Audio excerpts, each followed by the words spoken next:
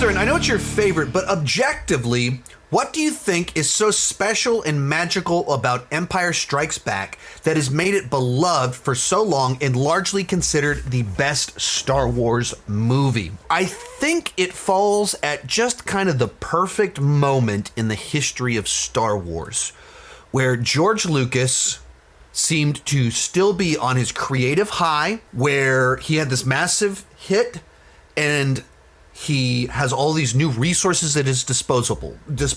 They broke ground on the original film, creating the world, visual effects, but some of it was rough and the budget was limited. So now we have a much larger budget. We're on that creative high. We've cut the path so we can run down it.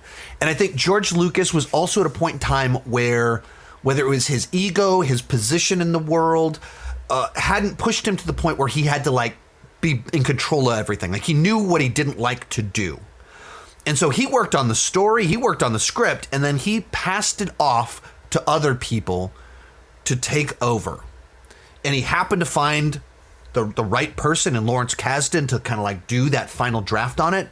And he realized, I'm not crazy about directing. So he brought in someone that actually enjoyed directing and cared about working with actors.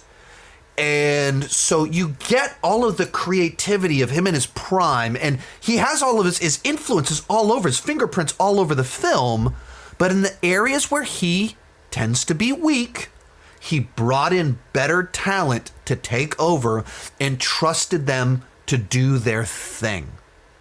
And so all of a sudden, the movie looks better, the performances are better, the dialogue is better, but all that George Lucas lore, mythology, hero's journey, all of his great ideas are in there, but written and directed by people better at those skill sets. Also, it's a coming of age story, and so then it brings in some other kind of emotional element to it with Luke's journey. It's very much a story of becoming, not just, hey, you're a special kid, use the Force, and then he thinks for a little bit and makes one shot, makes the final shot in the game and wins victoriously. It's a full-blown, the farm boy is becoming a Jedi. Stories of becoming are very profound. Add to that, you have a romance. And so just a number of things to where it could build off of what worked before, and it's in that perfect moment. We're breaking ground. We're creative, but George's ego, or whatever it was that made him write and direct all of the prequels himself, whatever it was, wasn't that. And then even by Return of the Jedi, it played it a little bit safe. Like another Death Star, it's a much more simplistic story. And Empire took some risks, and they paid off.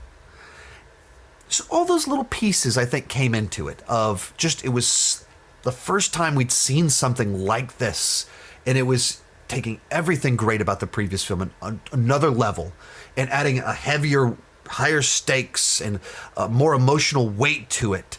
But we're still seeing victories. We're seeing setbacks, failures, love. And then at the end of it, our heroes lose. And it still works. So I think it's a lot of those different things that kind of just make it pop.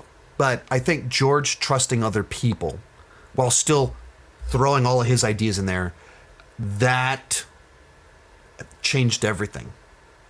And you immediately go, what if George had done that with the prequels? What if he'd done all of his research, all of his development of what he's trying to do, but instead of I've got to do it myself, he went, all right, passed it off to Lawrence Kasdan or whoever to work on the scripts, David Cope to work on the scripts.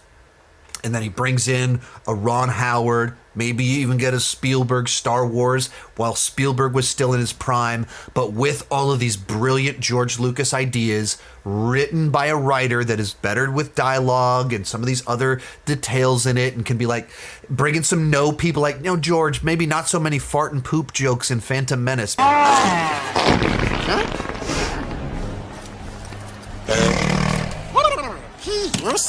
Maybe these aren't good ideas. Have someone that can tell him no, what could have been. But that's for Empire what made all the difference.